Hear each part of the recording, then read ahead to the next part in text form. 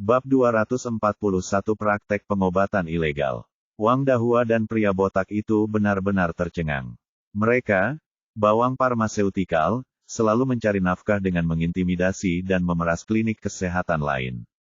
Untuk terlibat dalam bisnis teduh seperti itu, mereka tidak bisa melakukannya sendiri.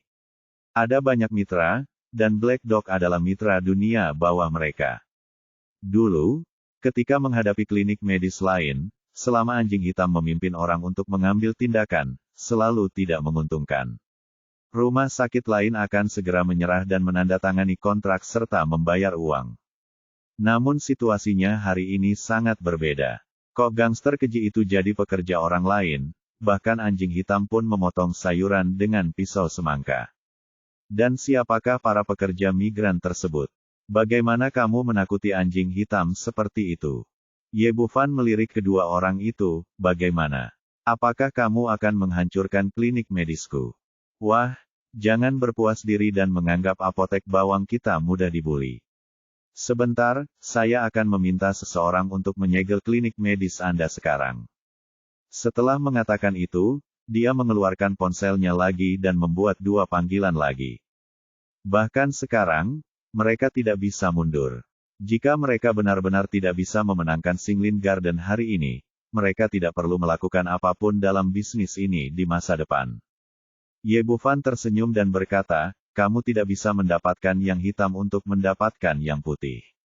Baiklah, aku akan menunggumu. Tidak lama kemudian, 4 kendaraan penegak hukum melaju ke pintu pusat medis, 2 dari Biro Medis Kota dan 2 dari Departemen Keamanan. Usai kendaraan diparkir, belasan pria dan wanita berseragam keluar dan mengepung pintu puskesmas. Pemimpinnya adalah pria jangkung dan kurus serta pria gemuk pendek.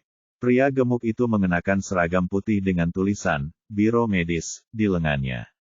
Namanya Xia Hailin, kepala bagian di Biro Medis. Pria jangkung dan kurus mengenakan seragam kantor keamanan publik. Dia adalah Guan Yong, Direktur Kantor Keamanan Publik. Keduanya telah bekerja sama dengan bawang farmaseutikal selama bertahun-tahun dan sangat akrab dengan bisnis memberikan tekanan pada klinik medis kecil. Melihat lawannya memiliki jumlah orang yang banyak, He Pengfei dan yang lainnya takut Ye Bufan akan dirugikan, jadi mereka berkumpul lagi dan berdiri di sampingnya.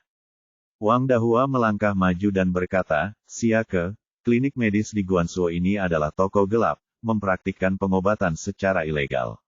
Saya hanya mengatakan saya ingin melaporkan mereka, dan mereka dipukuli seperti ini. Xia Hailin telah bekerja sama dengan bawang farmaseutikal berkali-kali, jadi dia secara alami tahu apa yang harus dilakukan. Dia melangkah maju dan berkata, siapa orang yang bertanggung jawab sekarang? Petik 2. Ye Bufan berkata, saya. Xia Hailin berkata, apakah prosedur klinik medis Anda sudah lengkap? Petik 2. Tentu saja. Ye Bufan melambaikan tangannya, dan Cao Rui mengambil alih semua prosedur dari klinik medis. Xia Hailin mengambil alih dan melihatnya dengan cermat. Izin usaha, izin industri dan komersial, serta izin usaha farmasi semuanya sangat lengkap. Dia mengangkat kepalanya dan berkata, bagaimana dengan sertifikat kualifikasi medisnya? Petik 2. Itu di sini. Petik 2. Ye Bufan mengeluarkan sebuah buku merah kecil dan menyerahkannya. Zhou Yongliang, Direktur Biro Medis, secara pribadi menanganinya untuknya. Dia menyimpannya di sakunya tidak lama setelah dikirimkan kepadanya. Xia Hailin mengambil dokumen itu dan melihatnya, lalu sudut mulutnya dipenuhi amarah. Dia mencibir, Anda tidak dapat menemukan orang yang lebih profesional untuk memberikan kesaksian palsu. Anda memiliki sertifikat kualifikasi medis pada usia 21 tahun, dan dia adalah seorang praktisi pengobatan tradisional Tiongkok. Apakah menurut Anda hal ini mungkin? Terlihat dokumen Anda yang lain juga palsu, dan ini adalah klinik hitam. Dalam hatinya, dia sangat percaya bahwa sertifikat kualifikasi medis Ye Bufan pasti palsu, jadi tanpa kesopanan apapun, dia mengangkat tangannya dan merobek semua prosedur di klinik medis. Cao Rui berkata dengan marah, apa yang kamu lakukan? Mengapa Anda merobek dokumen kami? Petik 2. Membuka toko hitam untuk praktik kedokteran secara ilegal dan menggunakan dokumen palsu adalah tindakan ilegal. Saya tidak hanya akan merobek dokumen Anda, tetapi saya juga akan mengirim Anda ke penjara. Sia. Hailin mencibir, berbalik dan berkata kepada Guanzong, buktinya meyakinkan, ayo tangkap orang itu. Petik 2. Guanyong sedang menunggu saat ini, dia melambaikan tangannya dan berkata kepada polisi keamanan di belakangnya, borgol dia dan bawa dia kembali untuk diinterogasi. Setelah menerima perintah, kedua polisi keamanan itu segera mengeluarkan borgolnya dan bertanya pada Ye Bufan bergegas. Cao Rui berkata dengan marah, apa yang kamu lakukan? Mengapa kamu menangkapku, Tuan? Tuan, saya sudah lama mengatakan bahwa kamu adalah sekelompok pembohong, dan kamu masih melakukan hal-hal kotor seperti itu, teriak lagi, Kak. Kenapa kamu mau menangkapnya? Tanda tanya, kenapa kamu pikir dia pembohong? Petik 2. Kapan ini menjadi klinik hitam? Dia merasa kasihan pada Ye Bufan dan orang-orang Xinglinyuan. Ekspresi Guanyong menjadi gelap, dan dia berbalik dan berkata dengan marah, mengapa kamu membuat keributan seperti itu? Jika kamu membuat keributan lagi, saya akan menangkap kalian semua bersama-sama. Semuanya, dan mereka tidak berani melangkah terlalu jauh. Pemuda seperti He Pengfei terbiasa sombong dan tidak peduli sama sekali. Mereka akan mengambil tindakan, tapi Ye Bufan menghentikan mereka. Dia menjalankan klinik medis dan tidak akan berkonflik langsung dengan orang-orang ini kecuali benar-benar diperlukan. Wang Dahua menunjuk ke arah He Pengfei dan yang lainnya dan berteriak kepada Guanyong, Guansu, para pekerja migran ini juga bukan orang baik. Mereka bahkan baru saja mulai memukuli orang. Guanyong berteriak lagi, bahwa mereka semua kembali bersama. 7 atau 8 orang bergegas. Seorang petugas polisi keamanan, He Pengfei dan lainnya juga diborgol. Setelah Liu mau diborgol, dia tersenyum dan berkata kepada Guanyong dan Xia Hailin, sejujurnya, kamu lebih gangster dari kami. Berhenti bicara omong kosong, bawa mereka semua pergi. Mobil polisi, meninggalkan Taman Xinglin dengan tergesa-gesa. Setelah mereka pergi, Wang Dahua dan pria botak itu akhirnya mengeluarkan bau mulut dan berteriak kepada orang-orang yang tersisa di pusat medis Xinglinyuan, apakah kamu melihatnya? Ini akibat dari memprovokasi apotek bawang kami. Tunggu saja sampai tutup. Saat ini, sebuah pasat melaju dan berhenti di depan pusat medis. Pintu terbuka dan Wang Jianfeng serta Tang Wenqi keluar. Melihat begitu banyak orang berkumpul di sekitar pintu pusat medis, Wang Jianfeng bertanya kepada seorang lelaki tua di sebelahnya, Paman, apa yang terjadi? Sungguh dosa. Orang tua itu berkata dengan marah, saya menderita penyakit pinggang dan kaki sakit selama 10 tahun. Begini, saya pergi ke rumah sakit besar yang tak terhitung jumlahnya dan menghabiskan lebih dari 100.000 yuan untuk mendapatkan kesembuhan. Kemarin, Dokter Ye memberi saya beberapa suntikan dan saya sembuh total. Namun, dokter yang begitu baik ditangkap karena berlatih pengobatan ilegal, dan mereka mengatakan bahwa Xinglinyuan adalah pusat kesehatan nakal. Apakah ada alasan alami untuk ini? Apakah ada hukum kerajaan? Ya, Xinglinyuan menyediakan klinik gratis selama 3 hari tanpa memungut biaya sepeser pun. Dokter Ye, kasihan sekali. Tapi dokter ajaib, kenapa dia tertangkap? Petik 2. Jelas sekali orang-orang dari Biro Keamanan Umum bekerja dengan bawang farmaseutikal, dan mereka bergabung untuk mengelabui Dokter Ye, hanya untuk mendapatkan uang. Petik 2. Semua orang membicarakannya. Meskipun Wang Jianfeng tidak mendengar keseluruhan cerita, dia masih bisa menebak apa yang terjadi. Dia tampak kedinginan, mengeluarkan ponselnya dan memutar nomor. Kapten He, tolong bawa beberapa orang ke sini dan jaga kerahasiaannya. Ada kasus khusus yang perlu ditangani di sini. Wang Dahua dan pria botak itu berdiri di depan klinik medis sedang memamerkan keperkasaannya. Tiba-tiba, beberapa petugas polisi berseragam bergegas mendekat dan memborgol kedua pria tersebut tanpa mengucapkan sepatah kata pun. Pria botak itu panik dan berteriak, apa yang kamu lakukan? Kamu telah menangkap orang yang salah. Biarkan dia pergi. Bawa mereka pergi. Bab 242, akulah yang memberikan kesaksian palsu. Di ruang interogasi kantor polisi, Ye Bufan dibaringkan di bangku besi dengan tangan terkepal erat. Di seberangnya duduk Guan Yong dan Xia Hailin. Untuk memenangkan kasus mediasi dengan cepat, kedua pria tersebut bergabung untuk melakukan interogasi mendadak terhadapnya. Guan Yong bertanya, "Siapa namamu?" Ye Bufan tersenyum tipis, "Tidakkah menurutmu ini tidak masuk akal? Kamu di sini hanya untukku, bagaimana mungkin kamu tidak mengetahui namaku? Bagaimana kamu bisa menemukan orang yang salah?" Ekspresi Guan Yong membeku, lalu dia berkata dengan marah, "Ye Bufan, jujurlah padaku, tahukah kamu di mana ini? Lihat, kamu tidak tahu namaku dengan jelas." Tersenyum sedikit, "Sejujurnya, aku bisa." Setelah mengatakan itu, dia menutup matanya dan duduk di sana dengan mata tertutup untuk bersantai, tidak mengucapkan sepatah kata pun lagi. Xia Hailin berkata, "Ye Bufan, katakan dengan jujur dari mana Anda mendapatkan uang untuk membuka klinik medis, dan dari mana dokumen palsu Anda berasal?" Guan Yong berkata, "Anda telah melakukan praktik kedokteran secara ilegal akhir-akhir ini. Berapa banyak perawatan yang Anda miliki kamu menerima totalnya? Sabar, berapa banyak uang yang ditipu?" Tidak peduli apa yang kedua orang itu katakan, Ye Bufan berhenti bicara. Masalahnya jelas di sini. Kedua orang itu bahkan merobek ide mereka. Mereka hanya mencari masalah. Guan Yong menamparkan meja, "Nak, jangan berpikir bahwa aku tidak bisa melakukan apapun padamu tanpa mengatakan apapun. Aku bisa mengirimmu ke penjara." Ye Bufan tersenyum tipis, "Bukankah kamu memintaku untuk lebih jujur? Kenapa kamu tidak bisa mengatakan yang sebenarnya padaku?" Petik 2. Kamu, dengan sikapmu, jangan mengharapkan hukuman yang lebih ringan. Xia Hailin berkata, "Ye Bufan, bahkan jika kamu tidak mengatakan apa-apa, kaki tanganmu pasti akan mengatakannya.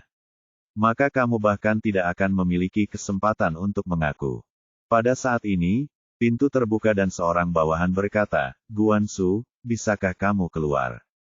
Guan Yong dan Xia Hailin keluar dari ruang interogasi dan bertanya di depan pintu, bagaimana penyelidikannya.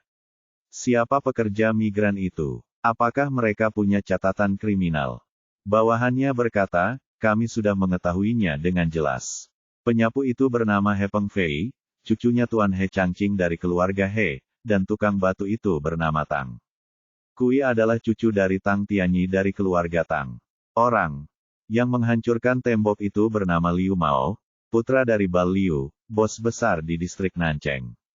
Juru masaknya bernama Su Lei, putra Su Yang, bos besar di distrik Xikeng. Apa lagi? Guan Yong tidak bisa mempercayai telinganya.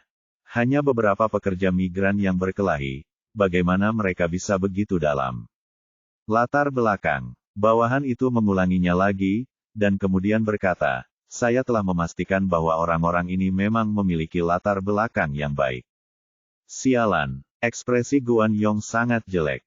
Dia tidak bisa memahaminya bagaimana dia bisa pergi ke Xinglinyuan untuk bekerja sebagai pekerja migran ketika dia berpakaian bagus dan cukup makan, mengunjungi berbagai tempat mewah. Sekarang segalanya menjadi sedikit merepotkan. Meskipun Tie Guili dan yang lainnya berada di dunia bawah tanah dan tidak dapat dilihat secara terang-terangan, itu bukanlah sesuatu yang dapat dia lakukan dengan statusnya. Dua tuan muda dari keluarga Tang dan keluarga He bahkan lebih merepotkan. Dapat dikatakan bahwa kedua keluarga ini memiliki mata dan tangan yang kuat di kota Jiangnan, dan status mereka bahkan lebih menakutkan. Saat ini, bawahan lain bergegas masuk dari luar dan berkata dengan cemas, "Guan Yong, ada banyak pengacara dan reporter di luar pintu. Mari kita beri penjelasan tentang masalah Taman Xinglin, bahkan lebih suram lagi, dan segalanya menjadi semakin sulit untuk diakhiri hari ini." Secara relatif, Xia Hailin lebih tenang. Dia berkata, "Lao Guan, tidak ada yang perlu ditakutkan. Kita semua bertindak sesuai hukum. Tidak peduli siapa yang datang. Yang terpenting sekarang adalah mendapatkan bukti. Dengan bukti, kami akan memiliki kepercayaan diri." Guan Yong meliriknya, "Menurutmu apa yang harus kita lakukan?" Xia Hailin berkata, "Jelas sekarang bahwa kita tidak boleh menyinggung tuan muda itu, jadi kita hanya bisa menggunakan Ye Bufan sebagai terobosan. Dia baru berusia 21 tahun dan belum lulus perguruan tinggi. Tidak mungkin dia bisa memilikinya, sertifikat kualifikasi medis. Yang itu sertifikat itu pasti palsu. Selama kita memahami ini dan mengklasifikasikannya sebagai praktik kedokteran ilegal, itu akan diselesaikan. Guan Yong mengangguk dan berkata, kamu benar, kita cepat, semakin lama, yang diperlukan, semakin sulit jadinya. Setelah kedua orang itu kembali ke ruang interogasi, dia membanting meja dan berteriak dengan suara tegas, kaki tanganmu sudah mengaku, aku akan memberimu kesempatan lagi untuk mengaku. Secepatnya, di mana sertifikat kualifikasi medis Anda? Kemarilah.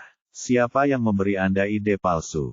Ye Bufan berkata, ide palsu. Saya tidak tahu. Jika orang tersebut dapat ditangkap bersama-sama, maka baik orang tersebut maupun barang curiannya akan dapat diperoleh kembali, dan kasus ini tidak akan ada masalah. Dia bertanya, di mana temanmu? Bisakah kamu membawanya kembali untuk membuktikannya padamu?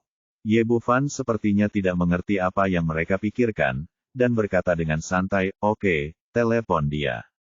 Guan Yong mengambil ponsel Ye Bufan, kalau begitu, telepon dia sekarang. Selama kamu menjelaskan ide palsu itu dengan jelas, kami bisa menanganimu dengan ringan. Oke, panggilan itu tersambung, dan dia berkata dengan sopan, Dr. Ye, mengapa Anda ingat untuk menelepon saya? Ye Bufan berkata, Saudara Zhou, saya sekarang di pos keamanan umum distrik Dongcheng, dan Xia dari Biro Kesehatan telah menilai kualifikasi medis saya. Sertifikat itu palsu dan telah dirobek. Bisakah Anda datang dan memberi saya sertifikat? Brengsek, saya akan pergi sekarang. Zhou Yongliang menutup telepon setelah itu. Ruang penyiksaan sangat sunyi, dan Guan Yong serta Xia Hailin berdiri di dekatnya. Melihat pihak lain setuju untuk datang, Guan Yong akhirnya menghela nafas lega. Selama dia bisa menangkap orang yang memberikan bukti palsu dan memastikan identitas Ye Bufan sebagai praktisi medis ilegal, masalah hari ini akan lebih mudah ditangani. Bahkan jika ada orang besar yang mengganggu, dia tidak akan takut. Xia Hailin melirik nomor telepon di ponsel Ye Bufan. Rasanya familiar, tapi dia tidak terlalu memikirkannya. Setelah beberapa saat, seorang bawahan berlari masuk dari luar dan berkata kepada Guan Yong, di kantor Bea Cukai, seorang pria bernama Zhou ada di sini dan ingin bertemu dengan Anda. Guan Yong tampak bahagia dan berkata, Anda benar-benar telah membuat diri Anda terlibat dalam jebakan.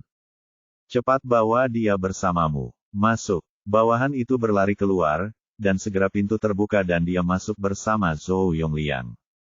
Guan Yong berteriak kepada bawahannya, borgol saksi palsu ini. Saat Xia Hailin melihat Zhou Yongliang, dia gemetar ketakutan dan buru-buru berteriak, tunggu sebentar, ini salah paham. Buru-buru melangkah maju dan berkata, Bos Zhou, mengapa kamu ada di sini? Guan Yong juga tercengang ketika mendengar identitas pihak lain. Dia tidak menyangka bahwa pemimpin tertinggi biro medis akan muncul di sini saat ini. Zhou Yongliang berkata dengan wajah tegas, saya ingin bertanya kepada Anda, mengapa Anda ada di sini? Zhou Yongliang berkata, bagaimana Anda memastikan bahwa pihak lain berasal dari klinik hitam? Meskipun dia tidak mengerti mengapa sikap direktur begitu dingin, Xia Hailin dengan cepat menjelaskan, kami telah membawa tersangka, dan sertifikat kualifikasi medisnya palsu. Tunggu sebentar dan orang yang memberikan kesaksian palsu akan datang, perlu menunggu. Akulah yang memberikan kesaksian palsu itu. Bab 243, Domba Hitam. Xia Hailin terkejut, lalu berkata dengan sinis, Biro Zhou, jangan bercanda. Aku bercanda, apakah aku bercanda? Zhou Yongliang tidak bisa mengendalikan amarah di dalam hatinya, terangkat tangannya dan menamparkan mulutnya di wajahnya. Anda sebenarnya mengatakan bahwa sertifikat kualifikasi medis yang saya keluarkan secara pribadi adalah sertifikat palsu. Manakah dari mata Anda yang dapat mengatakan bahwa itu adalah sertifikat palsu? Saya, Xia Hailin menutupi pipiku yang dipukul. Aku benar-benar bingung. Aku tidak menyangka kalau aku telah menyebabkan masalah sebesar itu. Dokter kecil itu sangat berbudi luhur dan cakap. Dia mendapatkan sertifikat kualifikasi medisnya pada usia 21 tahun, dan sertifikat itu dikeluarkan oleh direkturnya sendiri. Zhou Yongliang masih marah dan terus berteriak, "Siapa Anda hingga menilai sertifikat orang lain itu palsu? Mengapa Anda mengambil keputusan sendiri tanpa memeriksa sistem registrasi apotek? Tahukah Anda apa yang Anda lakukan?" Petik 2. Aku, Biro Zhou. Dihadapkan pada serangkaian pertanyaan, Xia Hailin ingin menjelaskan dirinya sendiri, tetapi setelah berpikir lama, dia tidak dapat menemukan alasan yang cocok. Zhou Yongliang berkata, "Anda bertindak ceroboh, mengabaikan fakta, dan dengan santai mengambil sertifikat kualifikasi medis seseorang. Orang seperti Anda tidak cocok lagi untuk tinggal di biro medis. Anda dipecat." Xia Haining benar-benar tercengang, juga pernah bekerja sama dengan Bawang Yao sebelumnya. Ada banyak sekali insiden di industri ini, namun selalu berjalan lancar. Saya tidak menyangka sesuatu akan terjadi hari ini, dan ini akan menjadi sangat serius sehingga saya tiba-tiba kehilangan pekerjaan.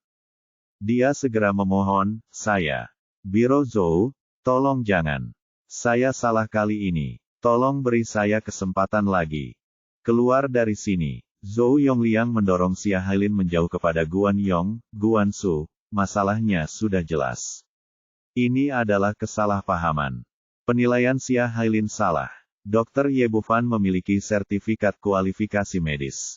Tidak ada masalah dengan dia membuka klinik. Mohon segera tanyakan padanya, biarkan saja." Guan Yong juga tidak menyangka bahwa Ye Bufan dan Zhou Yongliang memiliki hubungan yang begitu dalam. Sertifikat kualifikasi medis dikeluarkan oleh kepala biro medis sendiri. Tapi tidak ada jalan untuk mundur. Jika masalah ini berakhir di sini, saya khawatir saya juga akan menghadapi pertanggungjawaban dari atas. Dia berkata, "Direktur Zhou, meskipun ada penjelasan tentang sertifikat kualifikasi medis, Ye Bufan diduga menghasut bawahannya untuk memukuli orang lain. Masalah tersebut belum diselidiki dengan jelas, jadi dia belum bisa dibebaskan. Posisi tinggi, mereka bukan orang yang sama. Orang-orang di departemen tidak memiliki yurisdiksi atas mereka, jadi Guan Yong tidak menganggapnya terlalu serius. Apakah Anda belum memeriksanya dengan jelas? Saya melihat Anda telah memeriksanya dengan jelas. Tetapi pada saat ini, pintu ruang interogasi terbuka lagi, dan Wang Jianfeng masuk dengan ekspresi marah di wajahnya. Direktur Wang, Guan Yong sangat ketakutan karena bosnya juga ada di sini.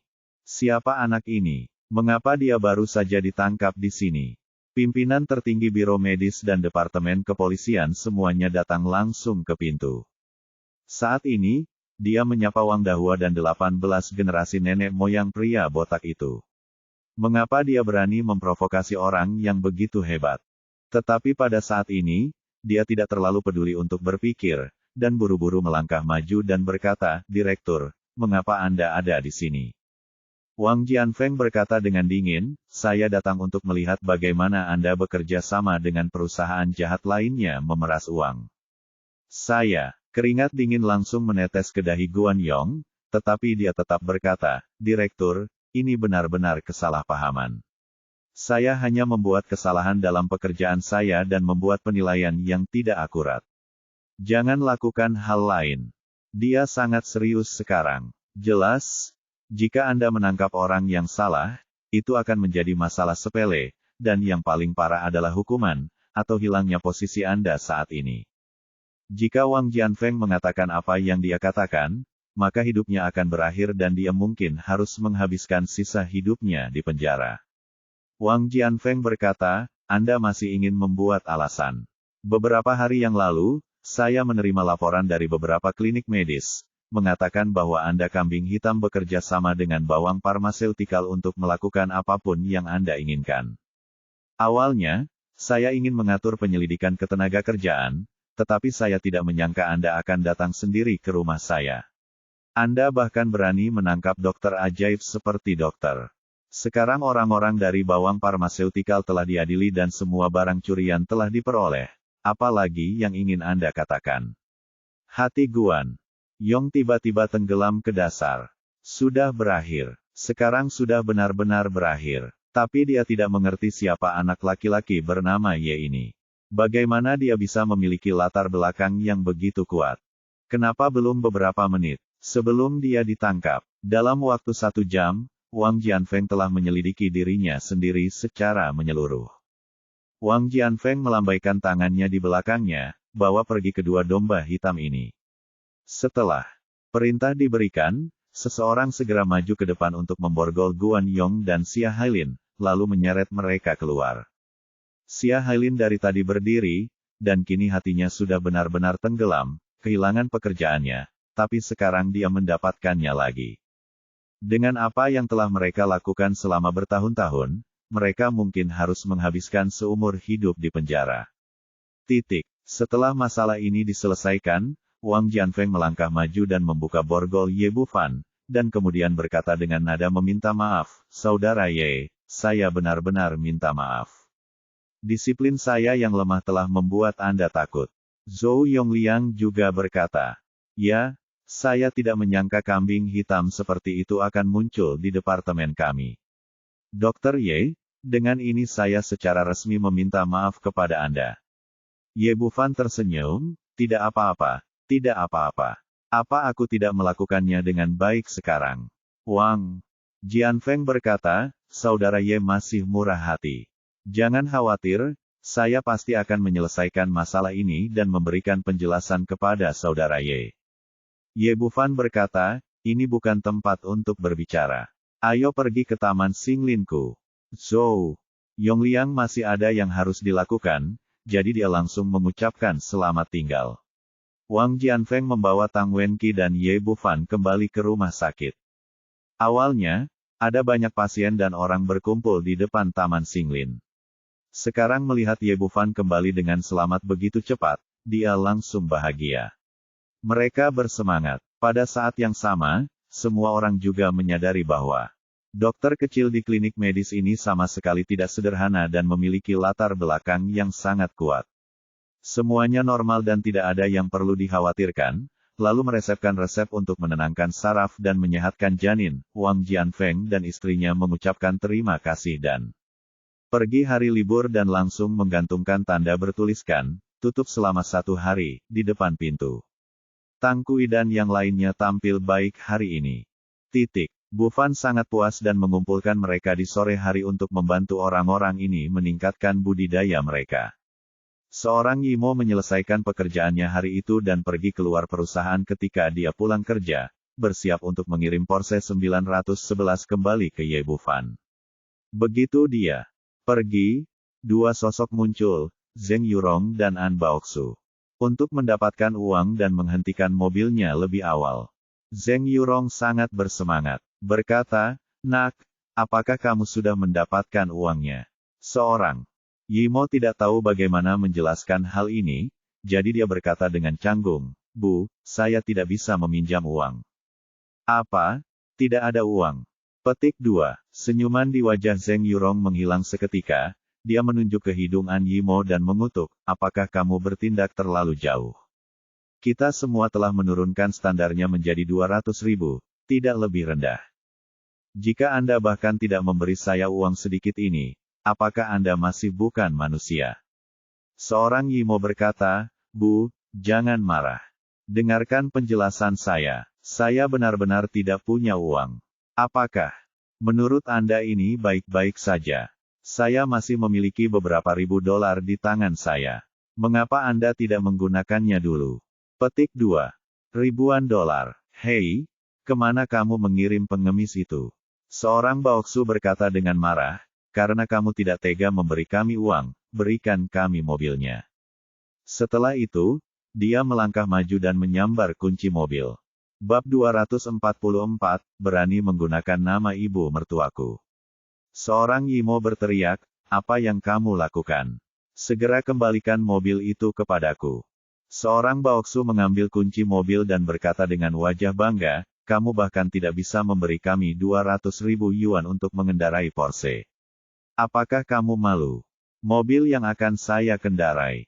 Saya akan mengambil mobil itu kembali ketika saya mendapat 1 juta.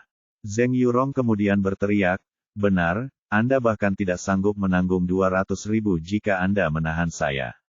Itu menunjukkan betapa pelitnya An Bao adalah. Su berkata, Bu, jangan bicara omong kosong padanya, ayo masuk ke mobil. Setelah itu, dia membuka pintu dan masuk, dan Zheng Yurong duduk di kursi penumpang. Seorang Yimo buru-buru berteriak, turun dengan cepat, mobil ini bukan milikku. Tapi An Baoxu mengabaikannya dan menginjak pedal gas. Porsche 911 itu meraung dan melaju ke depan dengan cepat.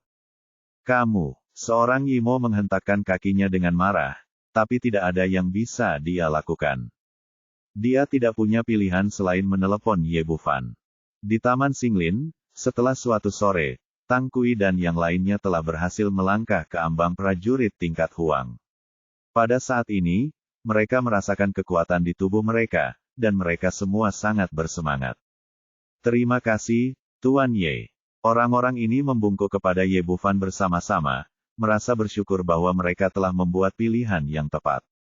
Ye Bufan mengangguk, berlatihlah dengan keras di masa depanmu tidak terbatas. Begitu dia selesai berbicara, An Yimo menelepon. Xiao Fan, mobilnya diambil. Ye Bufan sedikit terkejut, mobil itu diambil, siapa yang mengambilnya? Seorang Yimo berkata dengan canggung, itu ibu dan saudara laki-lakiku. Mereka tidak mendapat 200.000. Saya baru saja mengambil Porsche itu. Lagi pula mereka adalah kerabat saya, tolong jangan laporkan. Saya akan mendapatkannya kembali secepat mungkin. Mobil, jika seseorang dirampok, mereka akan memanggil polisi. Jika tidak, mengingat harga Porsche tersebut, mereka dapat dipenjara. Ye Bufan berkata, jangan khawatir, bukankah itu hanya sebuah mobil? Ambil saja, serahkan masalah ini padaku, kamu tidak perlu khawatir tentang itu. Seorang Yimo berkata, Xiao Fan, tolong berjanjilah padaku, kamu tidak boleh panggil polisi. Jangan khawatir, saya tidak akan memanggil polisi. Ye Bufan meyakinkannya dan kemudian menutup telepon. He Pengfei dan yang lainnya tetap di sampingnya dan berkata segera setelah dia menyelesaikan panggilan, Tuan Ye, siapa yang berani merampok mobil Anda di Jiangnan? Beritahu kami akan membunuhnya sekarang. Apakah kamu tidak ingin hidup lagi? Tang Kui dan yang lainnya juga berteriak.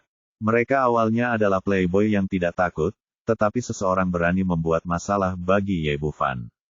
Ye Bufan berpikir sejenak dan berkata, ini tidak seperti yang kamu pikirkan. Biarkan aku yang mengatur masalah ini. Seorang Baoxu mengendarai Porsche-nya dan berkendara dengan bangga di jalanan Jiangnan. Bu, mobil mewah ini nyaman sekali dikendarai. Keren sekali. Aku sudah lama ingin membeli mobil, tapi sayangnya penghasilan adikku terlalu sedikit. Sekarang lebih baik dan dia punya Porsche sendiri. Nak, karena kamu menyukainya, simpanlah mobil ini dan ayo kita jalan-jalan jika tidak terjadi apa-apa di masa depan. An Baoxu berkata, Bu, aku sangat menyukai mobil ini, tapi aku takut anak laki-laki itu bernama Ye akan memanggil polisi. Mengapa memanggil polisi? Bahkan, jika adikmu tidak berguna, dia tidak akan membiarkan Ye Bufan memanggil polisi. Tidak mungkin dia bisa melihat kita ditangkap. Ambil saja uangnya. Kami tidak akan mengembalikan mobil itu padanya, dan itu akan menjadi milik kami mulai sekarang. Jika saya menyewa mobil mewah seperti ini ke perusahaan pernikahan ketika saya sudah cukup bersenang-senang, saya bisa mendapatkan setidaknya puluhan ribuan dolar sebulan. Zheng Yurong berkata, tidak perlu, sekarang adikmu sudah kaya, kami tidak perlu keluar menyewa mobil untuk menghasilkan uang.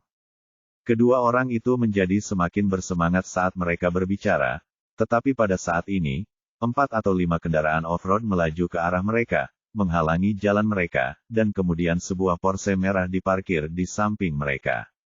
Seorang Baoxu buru-buru menginjak rem untuk menghentikan mobilnya. Di sana, pintu Porsche terbuka dan seorang wanita keluar dari mobil.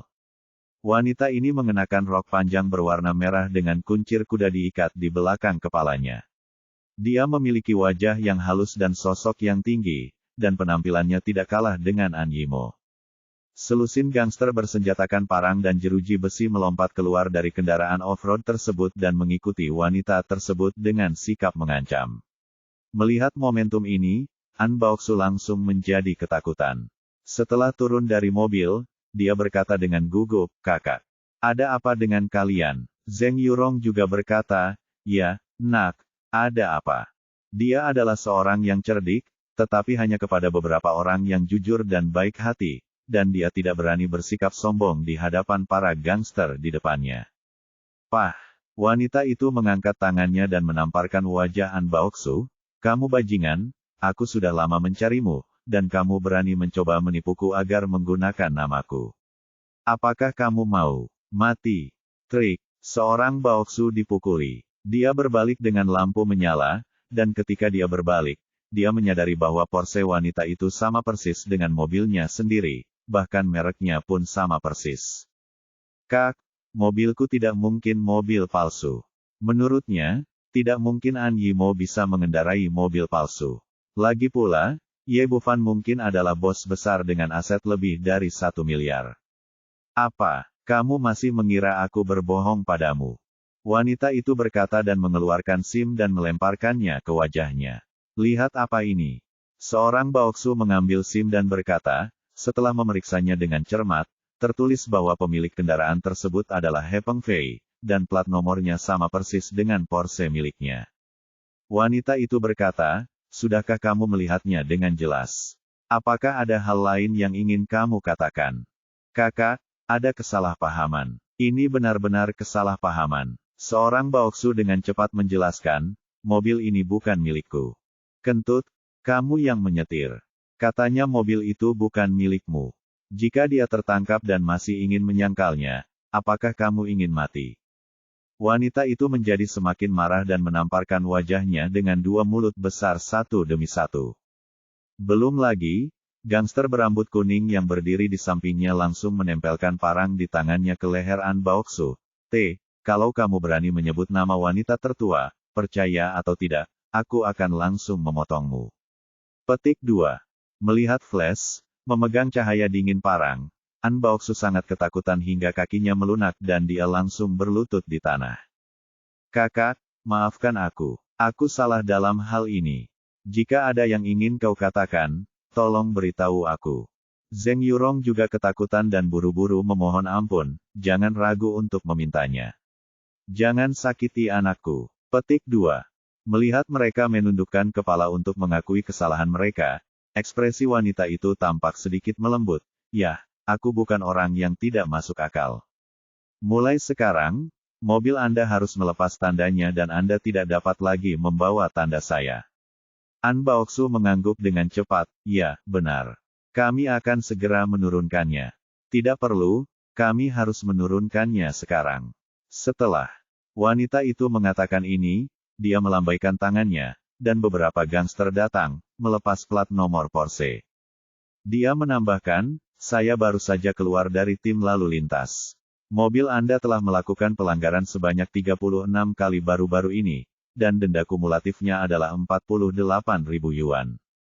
Beri saya uang denda, dan lupakan masalah hari ini. Jika tidak saya akan menghancurkan mobil Anda dan itu akan sia-sia." "Orangmu." Seorang Baoxu berteriak kaget, "Apa? 48.000 yuan, apakah itu terlalu banyak?" Gangster berambut kuning itu menendangnya ke tanah, "Sekarang kamu tahu bahwa uangnya terlalu banyak, kamu melanggar aturan. Apa yang kamu pikirkan?" Wanita itu berkata dengan sungguh-sungguh, "Apakah kamu mau mengambil uang itu atau tidak?" Bab 245, "Jika Anda melepas tandanya, saya tidak akan mengenali Anda." Xiao Huang mau berteriak dengan agresif, "Tidak apa-apa jika kamu tidak mengambil uang itu, aku akan memotong kedua tanganmu. Berikan aku uangnya, kami akan memberikannya kepadamu. Segera berikan uangnya kepada mereka." Zheng Yurong juga menyadari bahwa dia harus mengeluarkan uang untuk menghindari bencana hari ini, jadi dia segera membuka tasnya dan mengeluarkan 40.000 yuan yang diberikan oleh An Yimo kemarin. Tidak cukup. Xiao Huang mau mengambil tas dari tangan Zheng Yurong dan mengeluarkan lebih dari 1.000 yuan yang tersebar di dalamnya. Selain itu, beberapa gangster menggeledah tubuh An Baoxu, bahkan bunker baja pun tidak melepaskannya. "Nona, kedua orang malang ini hanya punya begitu banyak, dan mereka masih kekurangan lebih dari 6.000 yuan. kata Xiao Huang Mao dan menyerahkan uangnya. Wanita itu berkata kepada Zheng Yurong, apakah kamu masih punya uang? Tidak, kami benar-benar tidak punya uang. Zheng Yurong berkata, semua tas ada di tanganmu, kami hanya punya begitu banyak uang. Buru-buru mengambil uang itu, semua kantongnya telah dikeluarkan, kami benar-benar hanya punya banyak uang, kenapa kamu tidak menelepon adikku dan memintanya mengirimimu uang? Wanita itu memandangnya dengan jijik, kamu pengecut sepertimu, aku benar-benar tidak tahu cara mengendarai Porsche. Lupakan saja kali ini, jika ada waktu lain, aku akan menenggelamkanmu ke sungai untuk memberi makan ikan. Seorang Baoksu mengangguk dengan cepat dan berkata, terima kasih kamu, terima kasih banyak. Jangan khawatir, saya tidak akan pernah berani menggunakan merek Anda lagi. Wanita itu mendengus dingin, melambaikan tangannya, dan pergi. Setelah semua orang pergi, An Baoksu bangkit dari tanah, menyeka keringat dingin di dahinya dan mengutuk, sialan Ye Bufan, kamu punya begitu banyak uang dan membeli mobil palsu, kamu hampir membunuhku. Zheng Yurong berkata, oh, ini lebih dari 40.000 yuan, biarkan mereka mengambil semuanya. Seorang Baoksu berkata, Bu, jangan khawatir, kita harus mendapatkan uang ini kembali ketika saatnya tiba. Katakan saja kita menghabiskan 100.000 yuan dan biarkan adikku membayarnya kepada kami. Zheng Yurong berkata, kamu benar. Ayo cepat pergi. Kita akan mendapat masalah ketika orang-orang itu kembali. Mereka berdua masuk ke mobil dengan tergesa-gesa, pergi. Di Taman Xinglin, Ye Bufan, He Pengfei dan yang lainnya berkumpul untuk menonton video langsung di komputer. Melihat adegan di mana kedua orang itu akhirnya mengambil uang itu, Tang Kui tertawa dan berkata, dasar bodoh. Dia bahkan tidak bisa mengatakan bahwa plat mobilnya asli. Nona Lu mengambil semua uang itu dengan begitu mudahnya.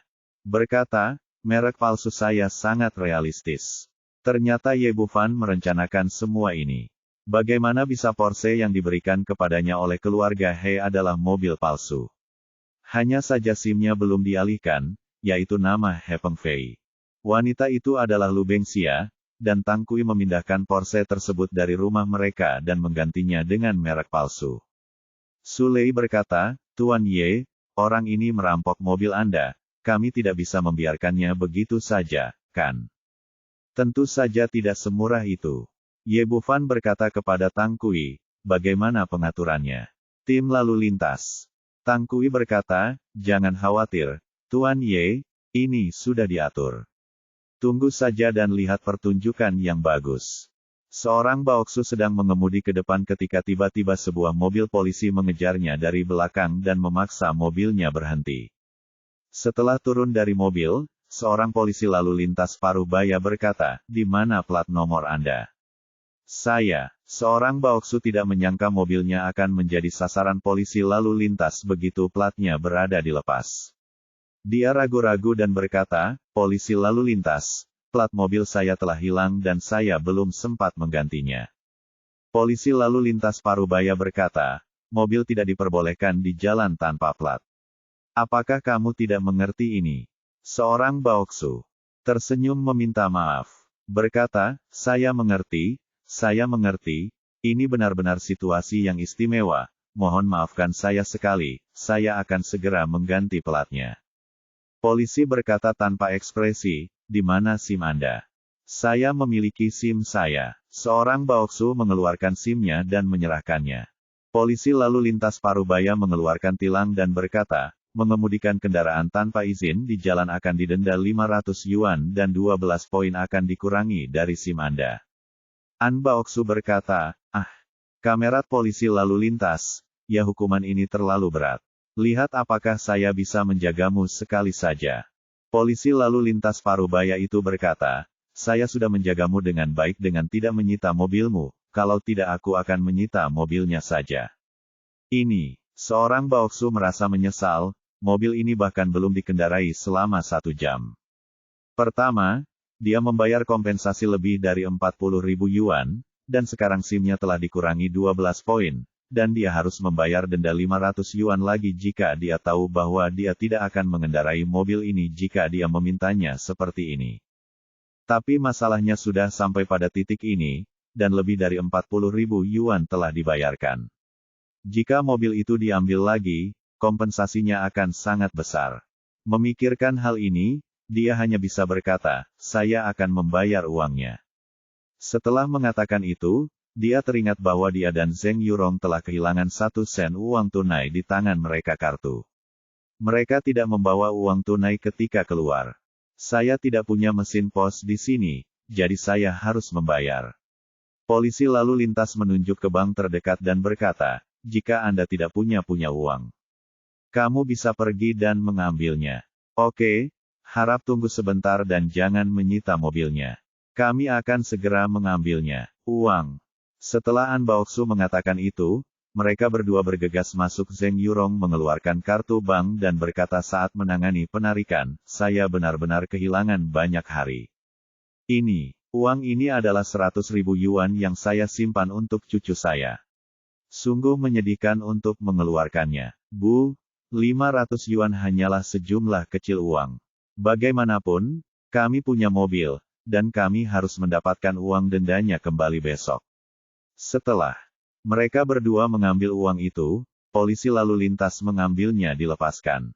Di Taman Xinglin, Ye Bufan berkata kepada Tang Kui, sudahkah Anda memeriksanya? Berapa banyak uang yang dimiliki wanita tua itu di kartu banknya? Tang Kui berkata, kami telah memeriksanya, ada total simpanan 100.000 yuan. Ye Bufan tersenyum tipis, itu dia, Peng Fei, sekarang biarkan mereka memuntahkan mobil dan uangnya. Seorang Baoksu juga menyadari bahwa dia tidak beruntung hari ini, jadi dia mengemudikan mobil tanpa pergi ke tempat lain, dan langsung menuju ke Jiangnan Indah. Ayo pergi ke komunitas. Namun sebelum mereka sampai di rumah di tengah jalan, 3 mobil hitam lagi melaju, dipimpin oleh sebuah Rolls-Royce tepat di depan mobil tersebut. Usai kendaraan diparkir, He Peng Fei turun dari mobil, diikuti 8 pengawal berjas dan berkacamata hitam. Melihat ini, An Baoksu gemetar ketakutan. Setelah turun dari mobil, dia gemetar dan berkata, saudaraku, ada apa? Bah, He Peng Fei tidak berkata apa-apa, menamparkan wajahnya dengan 2 mulut besar, lalu menendangnya ke tanah. TMED, aku tahu perempuan jalang itu membesarkan seorang anak laki-laki cantik di belakangku, tapi aku tidak menyangka dia akan menemukan orang sepertimu. Seorang Baoksu dipukuli dan terlihat bingung, dan berkata dengan menyedihkan, saudaraku, kamu apa yang kamu bicarakan? Saya tidak kenal wanita manapun. Hei, Peng Fei menunjuk ke Porsche merah, saya awalnya membeli mobil ini untuk istri saya, mengapa sekarang ada di tangan Anda? Dari wanita berbaju merah dan berkata, saudaraku, apakah istrimu cantik dalam gaun merah? Hei, Peng Fei berkata, apa? Sekarang kamu mengakuinya. Tidak, saudaraku, mobilku hanya mengikutimu, persis sama, tapi sebenarnya itu bukan mobilmu. Seorang Baoksu sedikit bingung. He Peng Fei berkata, hentikan omong kosong sialan, orang-orang saya dengan jelas melihat Anda mengendarai mobil saya sekarang, bahkan mereknya persis sama. Sekarang saya mendengar beritanya dan melepas tandanya. Apakah menurut Anda saya tidak mengenali Anda setelah mengambil keluar dari tandanya? Bab 246 Yayasan Amal Anak. Seorang Baoksu berteriak, saudaraku, itu benar-benar tidak benar. Istrimu mengatakan bahwa saya mencuri plat mobilnya, dan dia melepasnya. Zheng Yurong melanjutkan, ya, anak muda, kami juga menemaninya seharga 40.000 yuan. Berapa banyak uang? Apakah kamu pikir aku bisa mempercayai kebohonganmu? He Peng Fei berkata, kamu berani merayu istriku dan mengendarai mobilku, tahukah kamu apa yang akan terjadi? Seorang Baoksu merasa seperti dia akan gila. Dia berkata dengan cemas, saudaraku, kamu salah paham. Saya benar-benar tidak mengenal wanita itu. Dia benar-benar tidak ada hubungannya dengan saya. Saya tidak akan menangis sampai saya melihat peti mati itu. He Peng Fei melambai kepada pengawal di belakangnya. Silakan kebiri dia untukku. Dia berani merayu wanitaku. Jika aku tidak membiarkan dia masuk istana dan menjadi Kasim, dia tidak akan diberi nama He. Memegang tangan dan kaki An Baoksu. Seseorang mengeluarkan belati berkilauan dari pinggangnya dan mengarahkan matanya ke posisi An Baoksu. Seorang Baoksu merasakan keinginan untuk buang air kecil menghantam langit-langit, dan langsung kencing di celana, berteriak dengan memilukan, maafkan aku, saudaraku, tolong lepaskan aku benar-benar tidak mengenal istrimu.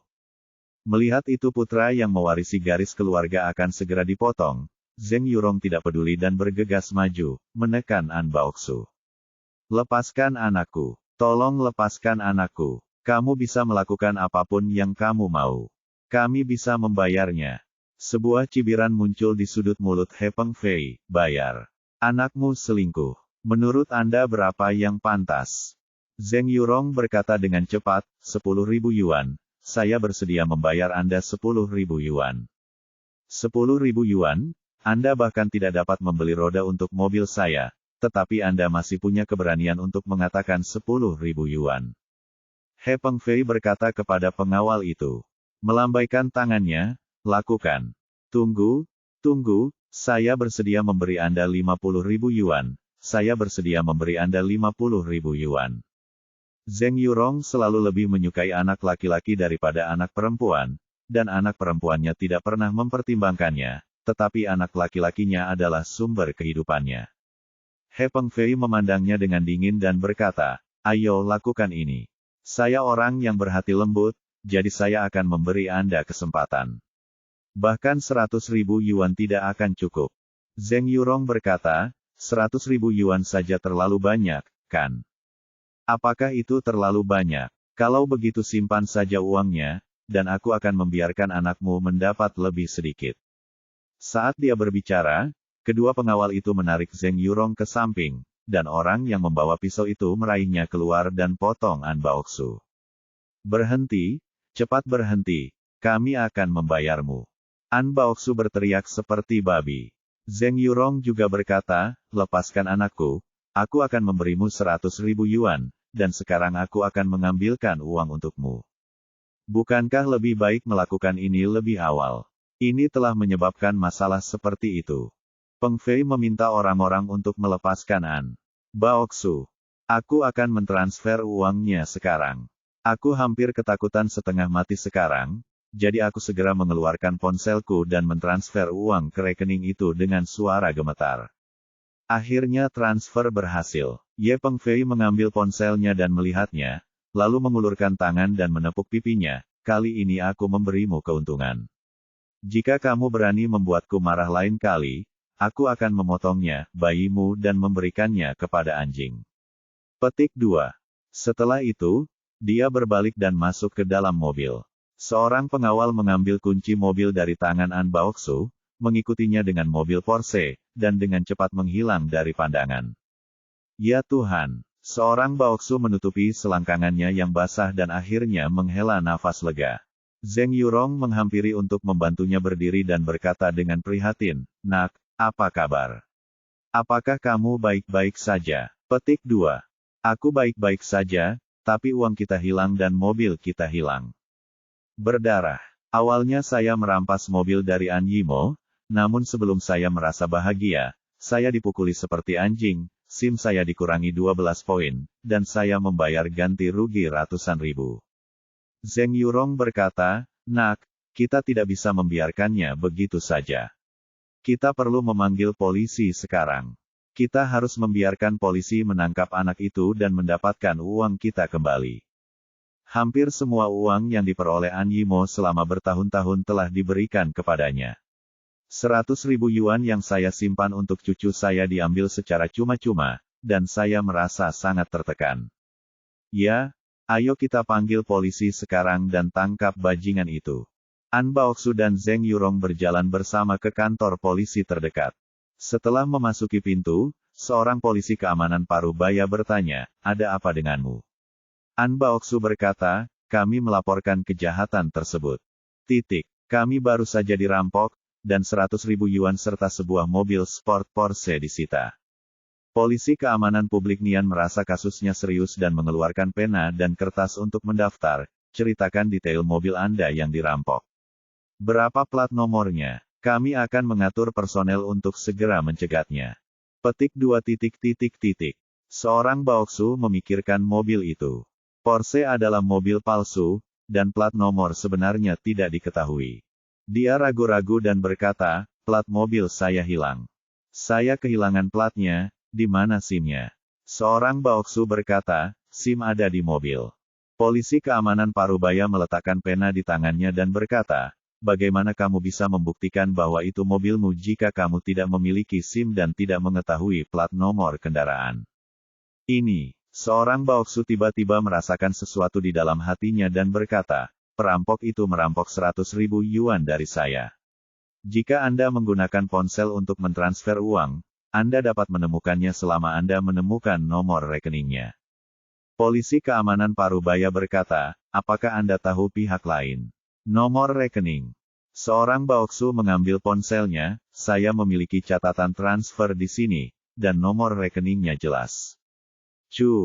Saat dia mengatakan itu, dia menyerahkan teleponnya kueri sesuai dengan nomor rekening di atas, dan segera hasil kueri tersedia. An Baoksu berkata dengan penuh semangat, bagaimana? Sudahkah Anda mengetahui siapa pihak lain itu? Zheng Yurong menindaklanjuti dan berkata, ya, kami harus mendapatkan kembali 100.000 yuan kami, apapun yang terjadi. Memandang kedua orang itu dengan aneh, apakah kamu yakin kamu dirampok? Seorang Baoksu berkata, tentu saja kamu yakin, totalnya ada 9 orang, mengendarai 3 mobil. Saya ingat dengan jelas, yang satu adalah One is a Rolls-Royce, yang satu adalah Mercedes-Benz, dan yang lainnya adalah Lincoln. Petik 2. Anak muda, kamu harus lebih serius ketika mengarang kebohongan, kata polisi keamanan Parubaya itu dengan tidak puas. 3 mobil yang baru saja kamu sebutkan harganya lebih mahal daripada itu, 10 juta. Mereka akan datang untuk mencuri 100.000 yuan dari Anda. Zheng Yurong berkata, bagaimana Anda bisa mengatakan sesuatu? Apakah Anda tidak melihat catatan transfer anak saya? Jelas Anda tidak dapat menyangkalnya. Apa? Yayasan Amal Anak China. An Bao Sudan Su tidak dapat mempercayai telinga mereka. Polisi keamanan Parubaya itu menambahkan, saya kira Anda pasti menyesal setelah menyumbangkan uang tersebut, jadi Anda mengarang alasan untuk dirampok. Uang tersebut sudah masuk ke rekening dana amal, dan Anda tidak bisa mendapatkannya kembali. Bahkan jika Anda mau, siapa yang bisa tidak ada yang bisa Anda lakukan. Jangan menyesal melakukan hal-hal baik. Karena Anda menyumbangkan 100.000 yuan, orang-orang baik akan diberi imbalan di masa depan. Seorang Baoksu berteriak dengan penuh semangat, ini tidak disumbangkan secara sukarela oleh Anda, para perampok. Saya menyumbangkannya. Wajah polisi keamanan Parubaya itu menjadi gelap, ini belum berakhir, bukan? Saya belum pernah mendengar ada perampok yang memaksa orang untuk menyumbangkan uang, demi melakukan hal-hal baik, pergi saja sesegera mungkin. Saya tidak akan meminta pertanggungjawaban Anda karena mengajukan laporan palsu. Bab 247 Kompensasi Yimo. Seorang Baoksu berteriak, kami benar-benar dirampok, dan kami benar-benar dipaksa untuk menyumbangkan uangnya. Wajah polisi keamanan Parubaya itu menjadi gelap, Anda mengatakan bahwa mobil itu dirampok, tetapi Anda tidak dapat memperoleh apapun. Keluarlah, bagaimana Anda bisa membuktikan bahwa mobil itu milik Anda? Anda menyumbangkan 100.000 yuan, dan Anda mengatakan itu dipaksakan oleh orang lain. Bukti apa yang Anda miliki? Jika Anda terus membuat masalah di sini, saya akan menghukum Anda karena mengganggu ketertiban umum.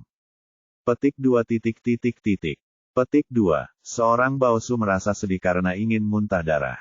Dia jelas-jelas korbannya, dia dipukuli lagi dan lagi, dia jelas diberi kompensasi ratusan ribu, dan Porsche-nya hilang. Kenapa dia bahkan tidak bisa melaporkannya? Kejahatan. Saat ini, mereka tidak punya pilihan lain.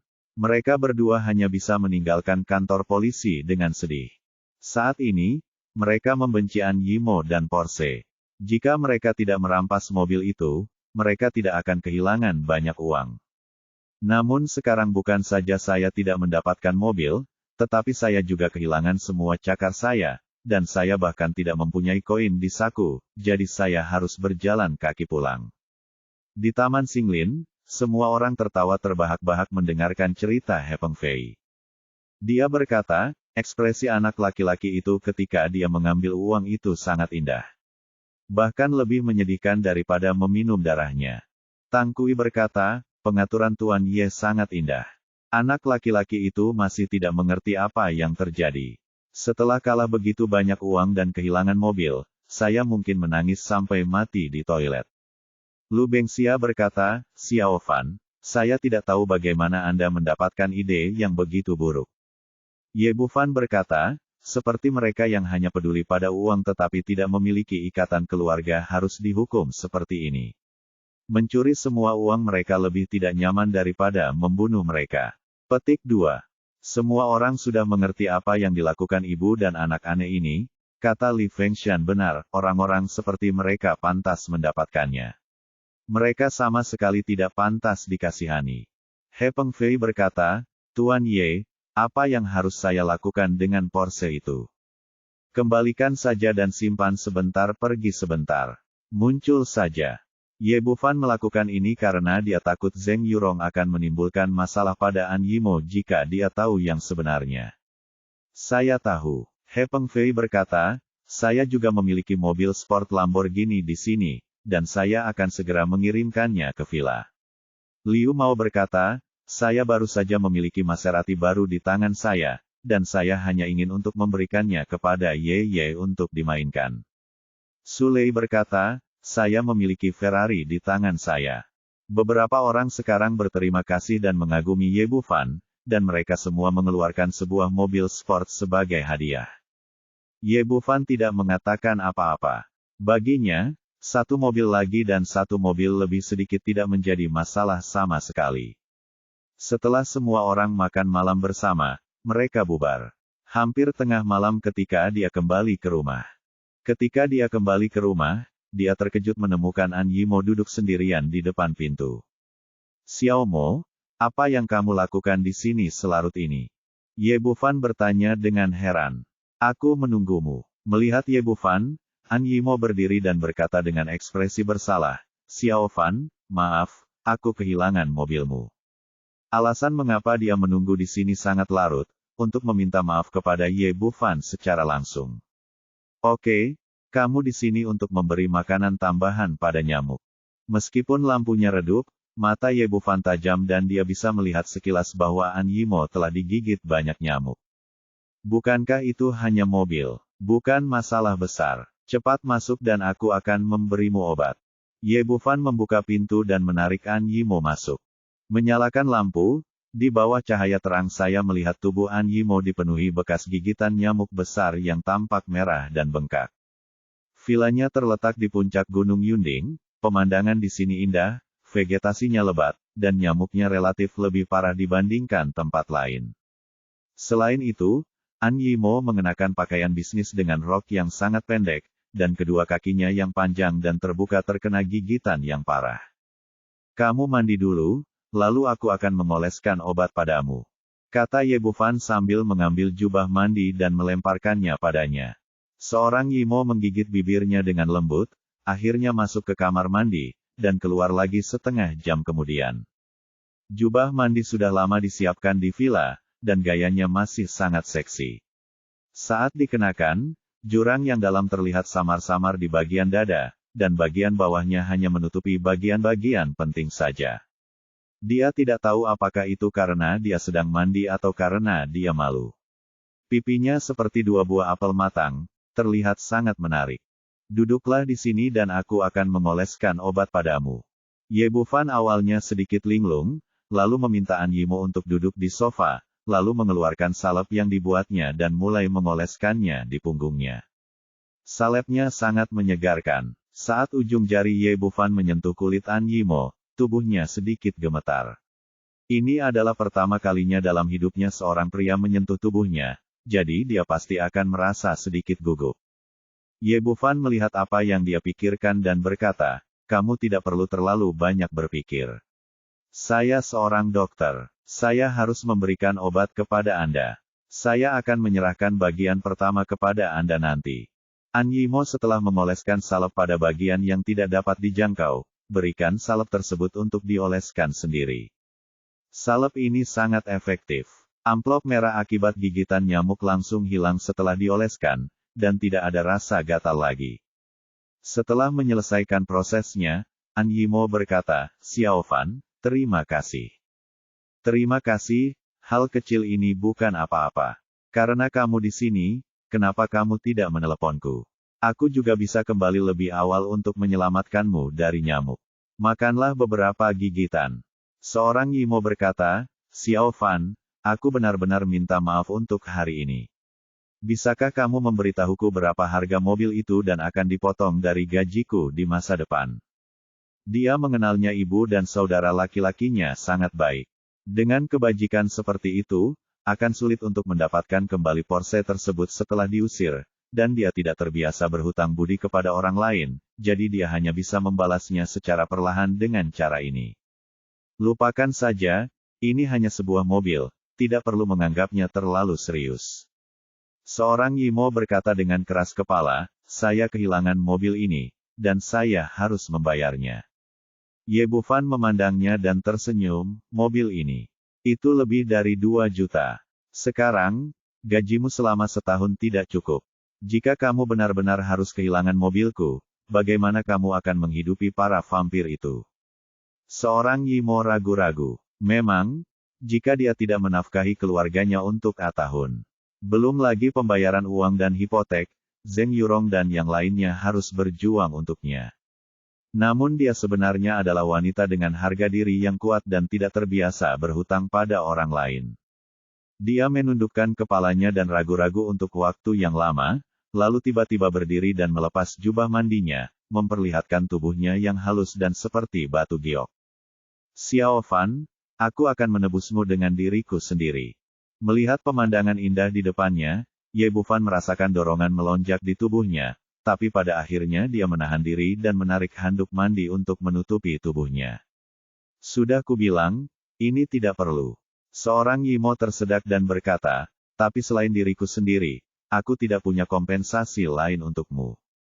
Jika kamu ingin melakukan ini, bagaimana kamu harus memberi harga pada dirimu sendiri?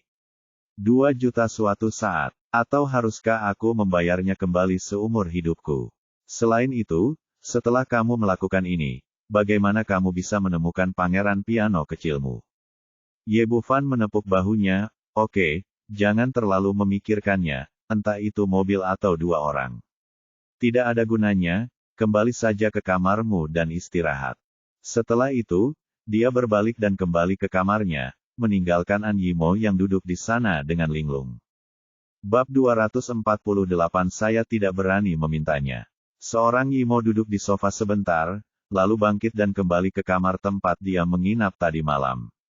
Dia berbaring di tempat tidur, membelai tubuh kebanggaannya, memikirkan perasaan ketika Ye Bufan mengoleskan obat padanya, dan tindakannya barusan, pipinya terasa panas. "Meskipun tidak ada seorang pun di ruangan itu, saya tetap merasa malu. Ini adalah pertama kalinya dalam hidupku aku memperlihatkan tubuhku di depan seorang pria." Tiba-tiba sebuah ide muncul di benaknya, bagaimana jika orang tersebut adalah pria lain? Misalnya, jika saya pernah melihat Zhao Dafu, atau pemuda kaya lainnya, masih berhutang mobil kepadanya, apakah saya akan memilih untuk membayarnya kembali dengan tubuh saya?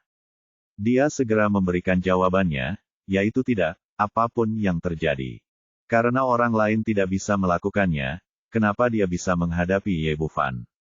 Pikiran ini membuatnya langsung merasa sangat takut. Di dalam hatinya, dia secara tidak sadar berpikir bahwa dia tidak bisa jatuh cinta pada Ye Bufan apapun yang terjadi. Pertama-tama, pria ini adalah pacar dari sahabatnya. Dia tidak punya banyak teman. Setelah kejadian di atas ring beberapa hari yang lalu, dia menjadi sangat terasing dari Cao Xiaowan. Oleh karena itu, saya sangat mementingkan persahabatan dengan Qin Cucu dan tidak ingin kehilangan sahabat yang telah bersama saya selama bertahun-tahun.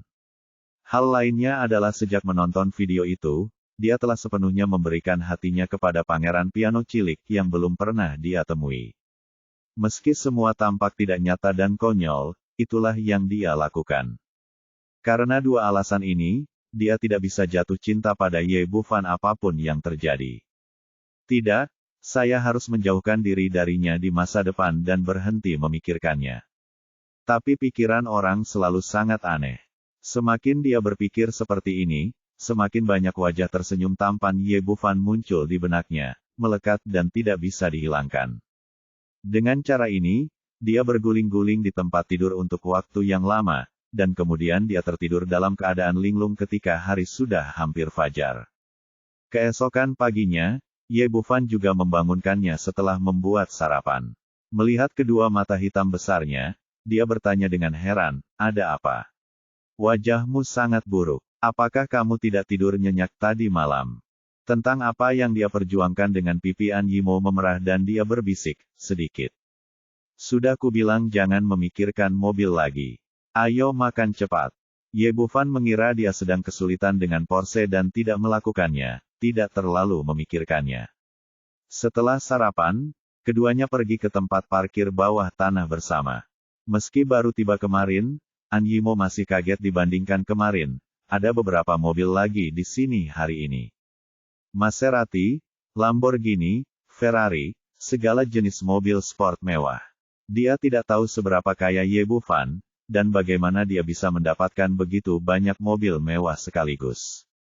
"Pilih salah satu, pergilah jika kamu suka yang mana yang kamu suka," kata Ye Bufan sambil tersenyum. Seorang Yimo melambaikan tangannya dengan cepat, "Tidak, tidak, aku sudah kehilangan satu untukmu kemarin dan aku tidak bisa mengendarainya lagi. Sudah waktunya. Jika kamu tidak mengemudi, aku khawatir kamu akan mengemudi terlambat. Ini pekerjaan pertamamu sebagai manajer umum. Bukankah buruk jika terlambat 2 hari kemudian?" Ye Bufan masih tidak membiarkannya membuat pilihan. Dia meraih kunci mobil Maserati dan memasukkannya ke tangannya. "Ayo ambil yang ini." Seorang Yimo melambaikan tangannya lagi dan berkata, "Ini dia. Ini benar-benar tidak mungkin. Jika ibu dan saudara laki-lakiku melihatnya, aku khawatir mereka akan mengambilnya." "Percayalah, mereka tidak akan mengambilnya. Bahkan jika kamu memberikannya kepada mereka, mereka tidak akan mengambilnya." Ekspresi seorang Yimo berubah. "Xiao Fan, kamu menemukan seseorang untuk memberi mereka pelajaran, kan?" Mereka. Setelah melihat kekuatan Ye Bufan dalam beberapa hari terakhir, dia tahu bahwa akan mudah baginya untuk memberi pelajaran pada 2 orang An Baoksu. "Jangan khawatir, ini tidak seperti yang kamu pikirkan." Ye Bufan mengulurkan tangan dan menepuk bahunya, "Ayo cepat pergi, kalau tidak kita akan sangat terlambat." "Baiklah kalau begitu." Seorang Yimo mengangguk dan pergi dari villa. Dia berpikir liar sepanjang jalan, bertanya-tanya bagaimana Ye Bufan menangani An Baoksu dan Zheng Yurong. Dia ingin menelepon dan bertanya, tapi pada akhirnya dia menahan diri karena selama dia menelepon, dia pasti akan mendapat masalah. "Sekarang aku berhutang banyak pada Ye Bufan, aku tidak bisa berhutang lagi padanya." Ketika mereka sampai di depan Longteng Pharmaceutical, mereka melihat An Baoksu dari kejauhan. Melihat tidak terjadi apa-apa pada mereka, dia merasa lega. Di saat yang sama, dia sangat bingung. Apa yang dilakukan kedua orang itu setelah mereka baru saja mengusir Porsche tersebut? Kali ini, sebelum An Baoksu dapat menghentikan mobilnya, dia menghentikan mobilnya di pinggir jalan. Melihat An Yimo membeli Maserati mewah lainnya, An Baoksu tidak tahu bagaimana perasaannya di dalam hatinya. Dia diliputi rasa iri, cemburu, dan kebencian, tapi sekarang dia tidak berani memikirkan mobil ini lagi. Seperti yang Ye Bufan katakan, meski diberikan kepadanya, dia tidak akan berani mengambilnya. Porsche kemarin sudah menipu mereka. Jika mobil ini juga merupakan mobil D atau mengalami masalah lain maka akan menjadi bencana di tangan Anda sendiri. Seorang Yimo berkata, "Bu, Xiaoxu, apa yang kamu lakukan di sini?" Zheng Yurong berteriak, "Saya berani mengatakan bahwa Anda memberi kami mobil rusak itu kemarin, yang membuat kami semua kacau dan menghabiskan biaya lebih dari 100.000 yuan. Tidak peduli apapun, Anda harus membayar kami uang hari ini dan memberi kami kompensasi lagi." Seorang Baoksu berteriak, "Ya, kami tidak akan pergi jika Anda tidak membayar kami hari ini." "Apa maksud Anda? Saya tidak tahu apa yang kamu bicarakan." Seorang Yimo melihat sekeliling dan tidak melihat tanda-tanda Porsche. Di mana mobilnya? Kemana kamu pergi? Menjualnya. Jual? Mobil itu dibawa pergi, berhentilah bicara omong kosong dan bayar aku secepatnya. Mendengarkan apa yang mereka katakan, bagi An Yimo sepertinya Porsche itu telah dijual. Meskipun An Baoksu tidak memiliki formalitas, dia masih bisa menjualnya dengan harga rendah, dan kemudian dia akan membuat masalah untuk dirinya sendiri. Dengan pemikiran ini, dia tidak bertanya lagi. Dia berkata, saya sudah mengatakan bahwa saya tidak punya uang sekarang. Jika saya ingin uang, saya harus menunggu gaji saya bulan ini. Siapa yang kamu bercanda? Bagaimana bisa mobil sebagus ini tanpa uang? An Baoksu berkata, mengambil tas dari tangan An Yimo, mengeluarkan beberapa ribu yuan dan memasukkannya ke dalam sakunya. Mengapa jumlahnya sangat sedikit? Dia kemudian dengan enggan memasuki Maserati dan mencari-cari di dalam. Melihatnya masuk ke dalam mobil, An Yimo berkata dengan gugup, apa yang akan kamu lakukan? Terserah kamu, aku bahkan tidak ingin mobil seperti milikmu. An Baoksu mencari dalam waktu lama di dalam mobil, tapi dia tidak menemukan satu koin pun. Ketika dia menemukannya, dia keluar dari mobil dengan marah dan berteriak, katakan padaku dengan cepat, di mana uangnya? Seorang Yimo berkata, sudah kubilang, memang tidak ada uang. Petik 2. Tidak ada uang, kan? Kalau begitu kami akan terus mengikutimu. Kamu, mari kita lihat bagaimana kamu pergi bekerja. Untuk mendapatkan uang, Zheng Yurong dan dua lainnya bertindak seperti bajingan, satu di kiri dan satu lagi di kiri. Kanan. Seorang Yimo berkata dengan marah, Bu, bisakah ibu berhenti membuat masalah? Bagaimana saya bisa pergi bekerja seperti ini? Zheng Yurong berkata, saya tidak terlalu peduli padamu. Jika kamu ingin pergi bekerja, berikan saja saya uang, kalau tidak kami akan terus mengganggu Anda. Pada saat ini, penjaga keamanan di pintu melihat gerakan tersebut dan mengira An Yimo dalam masalah. Dia berlari dan bertanya, Tuan An, apakah Anda memerlukan bantuan kami? Seorang Yimo melemparkan kunci mobil kepadanya dan berkata, parkirkan mobil untukku di tempat parkir. Setelah itu, dia berjalan menuju perusahaan, diikuti oleh An Baoksu dan Zheng Yurong. Bab 249, Buang. Sesampainya di depan pintu gedung kantor, An Yimo berbalik dan berkata, jangan ikuti saya ya. Ini kantor, dan orang luar tidak diperbolehkan masuk. An Baoksu berteriak, saya tidak peduli, kamu harus memberi kami uang jika Anda ingin kami pergi. Tidak ada diskusi tentang masalah ini. Seorang Yimo berkata tanpa daya, kalau begitu tunggu sebentar. Saya akan berdiskusi dengan Departemen Keuangan untuk melihat apakah saya dapat meminjamkan Anda uang dan saya akan memberikannya kepada Anda besok. Zheng Yurong berteriak, siapa yang Anda bercanda? Anda adalah manajer umum, dan orang Anda adalah ketuanya. Apakah Anda harus bernegosiasi dengan orang lain untuk mendapatkan uang? Ingin memberikannya kepada kami? Seorang Baoksu berteriak dengan arogan, sudah kubilang, jika kamu tidak mendapatkan uang hari ini, itu berarti kami tidak akan pergi meskipun ada cacar. Hentikan mereka. Seorang Yimo telah tidak ada pilihan selain menggunakan metode ini dan berjalan menuju gedung kantor. Saat kedua orang itu hendak menindaklanjuti, dua penjaga keamanan di pintu berkata, maaf, ini kantor. Orang luar tidak diperbolehkan masuk. Seorang Baoksu berteriak, beraninya kamu menghentikan saya. Lakukan, kamu tahu siapa aku. Percaya atau tidak, haruskah aku memberhentikanmu saja?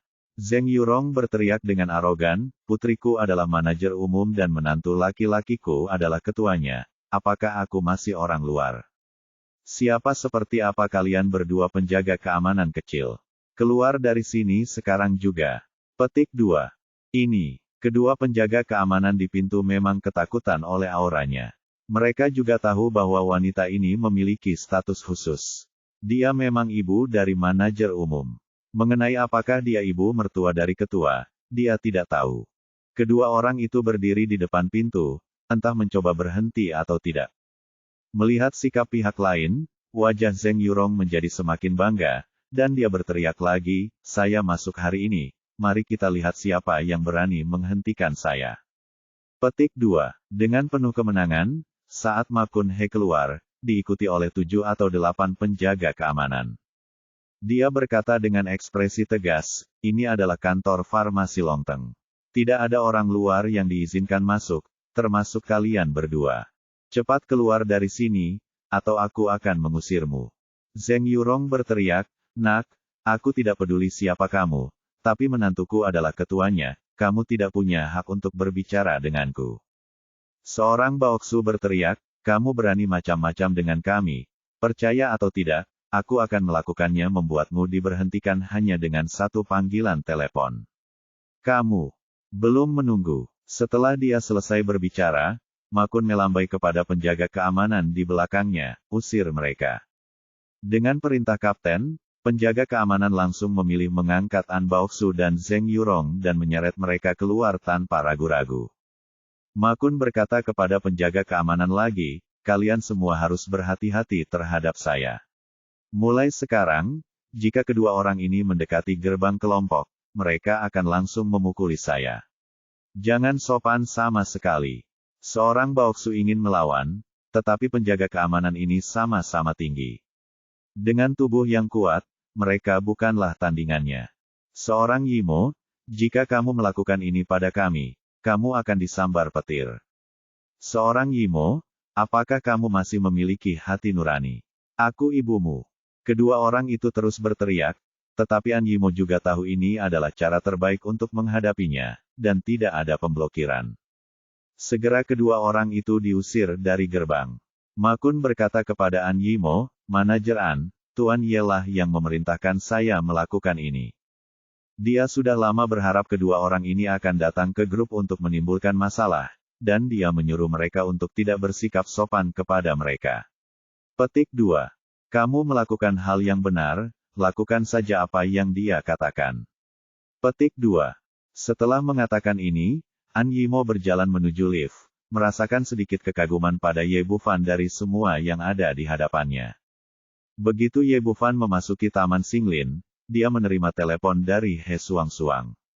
Setelah menjawab telepon, dia bertanya, bagaimana? Apakah ada hasil dalam kasus ini? Setelah kejadian kemarin, dia menyadari bahwa seseorang pasti mengincarnya di belakang layar, dia tidak akan diperkosa oleh sebuah keluarga. Perusahaan farmasi datang untuk memeras orang. Oleh karena itu, He Suang-suang secara khusus diberitahu untuk menyelidikinya secara menyeluruh, dan yang terbaik adalah mencari tahu orang yang bersembunyi di baliknya. He Suang-suang berkata, Bawang Pharmaceutical memang merupakan perusahaan farmasi, tetapi dalam beberapa tahun terakhir, perusahaan tersebut telah menjalankan bisnis baik kulit putih maupun hitam.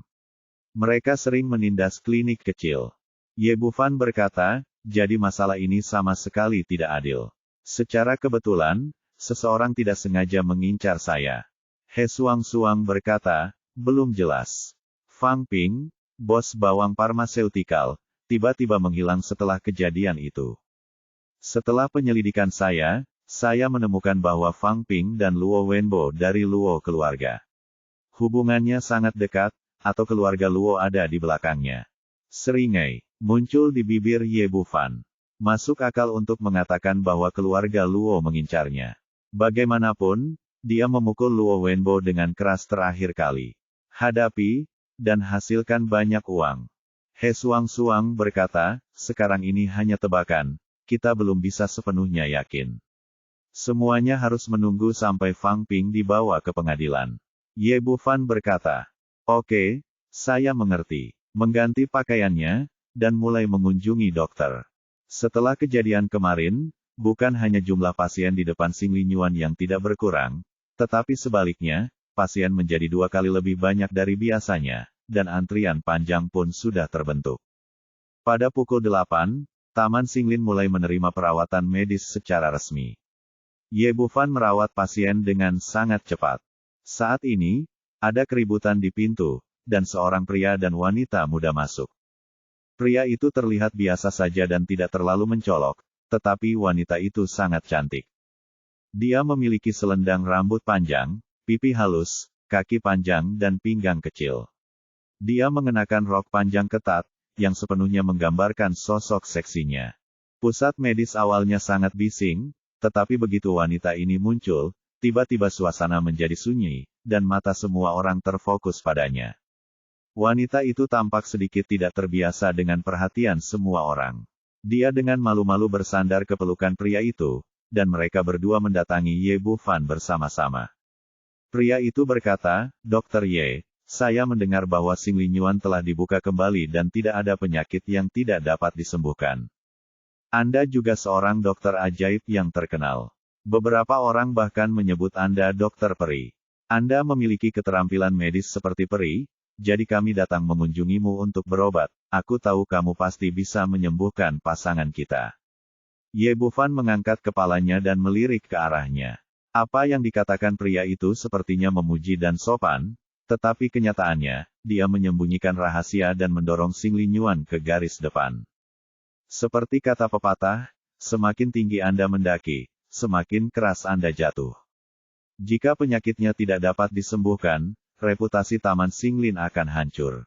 Namun, sebagai pewaris pengobatan kuno, dia tidak mempedulikan tipuan kotor tersebut dan berkata, "Katakan padaku, siapa di antara kamu yang ingin ke dokter?" Tanda tanya, "Penyakit apa yang ingin kamu temui?" "Itu saja, Dokter Ye, kita sudah menikah selama 10 tahun dan masih belum memiliki anak. Saya telah mengunjungi banyak rumah sakit dan mereka semua mengatakan kepada saya bahwa istri saya tidak subur. Saya ingin Anda merawatnya hari ini membantu kami mengandung bayi." "Ya, Dokter Ye, benar. Saya sangat menginginkan seorang anak." Wanita cantik itu berkata, duduk di depan Ye Bufan, dan mengulurkan pergelangan tangan putihnya, menunggu dia merasakan denyut nadinya. Ye Bufan menatap mereka berdua dengan dingin, lalu berkata, "Keluar. Keluar dari sini, kalian berdua." Bab 250, seorang pria akan hamil. Perhatian semua orang awalnya terfokus pada wanita cantik itu, tetapi mereka terkejut ketika mendengar kata-kata Ye Bufan. "Ada apa dengan Dokter Ye? Dia dulu sangat sopan kepada pasien, tapi kenapa dia tiba-tiba memintanya pergi?" "Saya tidak tahu, apa yang terjadi. Saya pikir Dokter Ye bertindak terlalu jauh.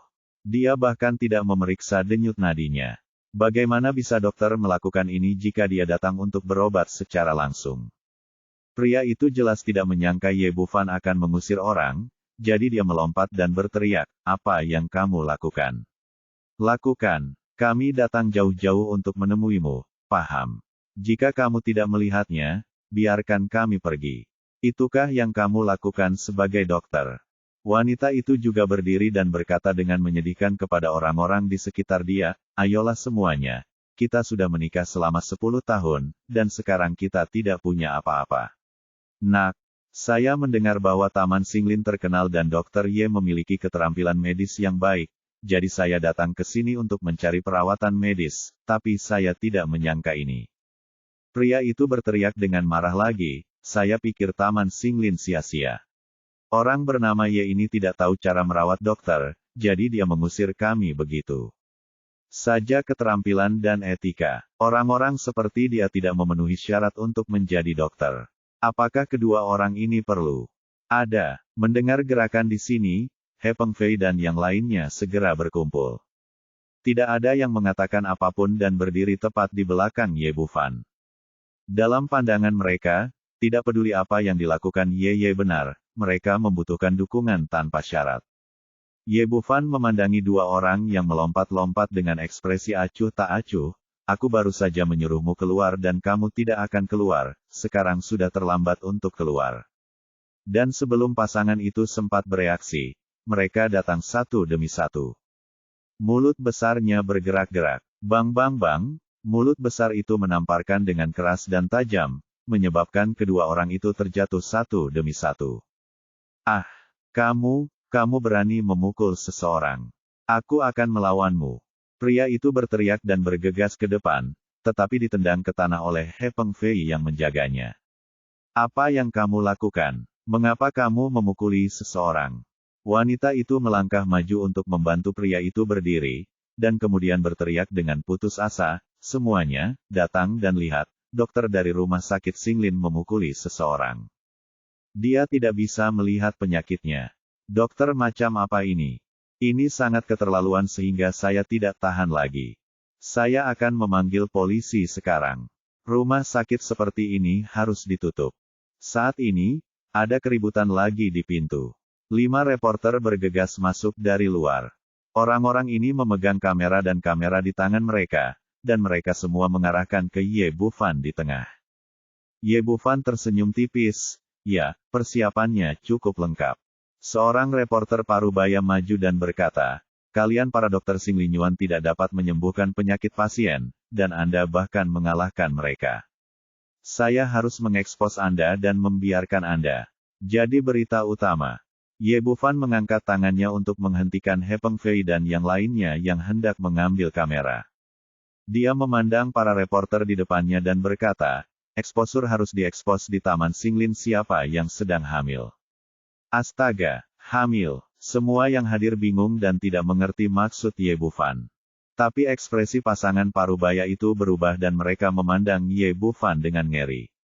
Namun tak lama kemudian mereka kembali tenang. Pria itu melangkah maju dan menunjuk ke arah Ye Bufan dan berkata, omong kosong apa yang kamu bicarakan? Kapan saya meminta kehamilan? Apakah itu istri saya? Saya harus mengadu ke dokter seperti Anda yang tidak menghormati dokternya, pasien. Kami harus menutup klinik medis Anda. Istri Anda bilang pria ini adalah istri Anda. Ye Bufan mengangkat kakinya dan mengusir pria itu, kamu mengatakan seorang pria adalah istrimu, dan kamu memaksaku untuk menghamilinya. Aku benar-benar tidak tahu apa yang ingin kamu keluhkan. Ke depan dan ditendang wanita itu juga ditendang ke tanah, dan sebelum dia sempat bereaksi, roknya robek dengan suara yang tajam. Ah! Wanita itu berteriak, bertepuk tangan dan menutupi tubuhnya, tapi sudah terlambat. Orang-orang sudah menyadari dengan tajam bahwa tonjolan di sana jelas-jelas adalah seorang laki-laki. Saat ini, sebuah ide tiba-tiba muncul di benak semua orang, waria, ini waria. Keterlaluan sekali kamu membawa seorang waria ke dokter Ye untuk pengobatan infertilitas. Bukankah ini penipuan? Kamu sebenarnya memaksa dokter untuk menghamili seorang pria. Bisakah ayahmu atau ayahmu hamil? Dia sangat cantik. Dia ternyata seorang waria. Aku punya bayangan di hatiku. Bagaimana aku bisa menemukan wanita di masa depan? Orang-orang di sekitar memandang kedua orang ini. Tidak ada simpati di mata mereka. Sebaliknya, mereka marah dan mudah marah. Mereka malah buru-buru memukuli orang. Cao Xinghua dan Lu Qingzi telah menonton dari samping. Mereka tidak menghentikan Ye Bufan, tapi hati mereka juga sangat bingung. Baru kemudian dia tiba-tiba menyadari bahwa Ye Bufan telah melihat bahwa itu adalah seorang waria, dan jelas bahwa dia datang ke pusat medis untuk mencari masalah.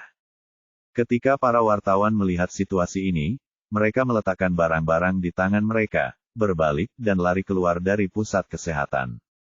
Jelas sekali bahwa mereka semua berada dalam kelompok yang sama. Melihat tidak ada yang perlu dilaporkan, mereka hanya bisa putus asa. Kedua orang yang sedang berdebat tentang kehamilan itu bangkit dari tanah. Pria itu menunjuk ke arah Ye Bufan dan berteriak, nak, tunggu saja aku belum selesai denganmu. Tunggu, bagaimana bisa? Murah sekali. Ye Bufan berkata pada pagi hari Tang Kui dan yang lainnya yang sudah bersemangat untuk mencoba berteriak, lakukan, patahkan kedua tangan. Tang Kui dan yang lainnya segera bergegas ke depan dan menekan mereka berdua ke tanah. Liu Mao mengangkat palu godam di tangannya dan mengarahkannya ke tangan kanan pria itu. Merasa orang-orang di depannya ini tidak bercanda, pria itu segera mengubah ekspresinya dan berteriak dengan cepat, Dokter Ye, tolong jangan, tolong lepaskan kami, yang lain mengirim kami ke sini. Ye Bufan berkata, katakan padaku, siapa memintamu untuk datang? Pria itu berkata, saya juga tidak kenal orang itu. Dia memakai kacamata hitam dan masker dan memberi kami 50.000 yuan untuk membuat masalah di pusat medis. Ladiboy itu juga berkata, kemudian dia memohon, dokter. Ya, saya orang yang gila uang. Tolong biarkan kami pergi kali ini. Kami tidak akan memberi Anda satupun dari 50.000 yuan. Petik 2. Ye Bufan mengerutkan kening. Tampaknya pihak lain sangat berhati-hati. Jangan tinggalkan lubang. Dia melambaikan tangannya dan berkata, oke, buang mereka. He Pengfei dan yang lainnya setuju, menarik kedua orang itu dan mengusir mereka keluar dari pusat medis. Segera setelah mereka keluar, batu bata, telur, dan kesemek busuk yang tak terhitung jumlahnya dilemparkan ke arah mereka. Kedua orang yang dipukuli itu sangat malu sehingga mereka melarikan diri dari sini sambil memegang kepala. Setelah mereka pergi, rumah sakit kembali tenang. Tang Kui berkata, Tuan Ye, jelas ada seseorang yang mengincar kita. Saya tahu, jangan khawatir tentang mereka dulu. Ye Bufan berkata dengan tenang dan terus merawat pasien. Batuk, batuk, batuk. Setelah beberapa saat, seorang wanita parubaya mendatangi Ye Bufan sambil menggendong seorang pria tua berusia 60-an. Wanita parubaya itu berkata dengan cemas, Dokter Ye, tolong periksa ayah saya secepatnya. Dia batuk parah akhir-akhir ini dan tidak dapat menghentikannya dengan obat apapun. Ye Bufan memeriksa denyut nadi lelaki tua itu dan berkata, jangan khawatir. Ini bukan masalah besar, saya hanya merasa paru-paru saya dingin. Saya akan menulis resep untuknya dan dia akan baik-baik saja setelah meminum 2 dosis obat.